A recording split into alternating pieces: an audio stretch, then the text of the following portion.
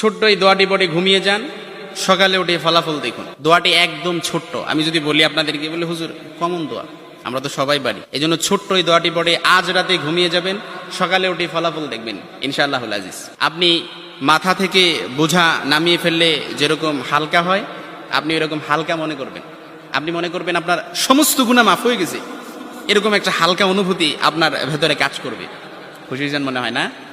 এজন্য আমরা যদি ছোট্ট এই দোয়াটি পড়ে আজ রাতে ঘুমাতে পারি, সকালে উঠে ফলাফল দেখবো ইনশাআল্লাহুল আজিজ। আমি যদি আপনাদেরকে হাদিসের টেক্সট শোনাই, হযরত যায়েদ রাদিয়াল্লাহু তাআলা আনহু থেকে বর্ণিত, রাসূল সাল্লাল্লাহু আলাইহি সাল্লাম বলেন, হাদিসের স্পষ্ট ন্যারেশন হচ্ছে, যে ব্যক্তি রাত্রিবেলা 3 বার এই দোয়াটি পড়ে ঘুমিয়ে যাবে, সকালে উঠে আল্লাহ তাআলা তার সমস্ত গুনাহ মাফ করে দিবে। সুবহানাল্লাহ বাড়িতে যায় বললেন। এই জন্য আজ রাতেই যদি এই দোয়াটি পড়ে ঘুমাতে পারেন, সকালে উঠে ফলাফল দেখবেন ইনশাআল্লাহুল আজিজ।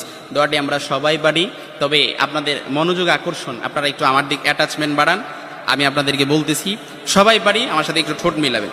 আস্তাগফিরুল্লাহাল্লাযী লা ইলাহা ইল্লা হুয়াল হাইয়ুল কাইয়্যুম ওয়া আতুবু ইলাইহি লা হাওলা ওয়ালা কুওয়াতা ইল্লা বিল্লাহিল আলিয়্যিল আযীম।